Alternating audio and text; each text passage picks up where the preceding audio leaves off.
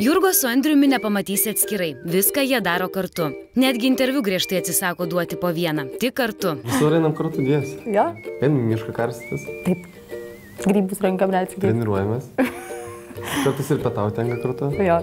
Štai ir šią savaitę, kai Andrius apsilankė pas gydytoją, Jurga ėjo kartu.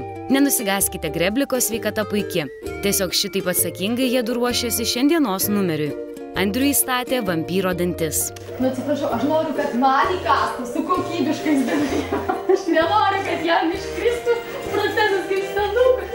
Kad rimtai žiūri į savo kuriamus vaidmenis, ši porelė įrodė jau praėjusioje laidoje. Kai kiti kalbėjo lietuvių kalbą, jie šitaip. Danievat. Kai kiti išėjo į sceną taip, tai Anusauskienė kitaip. Būtent temą bandom savo atskleisti. Ir žmonės, kad suprastų, kad mes kažką kitokio padarysim. Mes įdinėjame vaidmenį nuosekliai. Mes dabar eisim į kapines pasivaikščioti, ar ne, kad pajaustų vampyrų dvasią. Jurga vienais pasivaikščioti. Aš pažiūrėsiu šoną. Porelė atskleidė, kad pasirodymo pabaigoje žiūrovų laukia gyvybei itin pavojingas elementas. Kaip jie spėja repetuoti, klausimas, bet tikrai repetuoja, patys matėme. Mes jau dabar repetuojame, nežinau, kelintą dešimtą turbūt pasirodymo kažkokius tai dalykus. Štai labai norime išsilaikyti kuo ilgiau projekte tam, kad galėtumėm parodyti visus jums įmanomus ir neįmanomus savo kažkokius eksperimentus.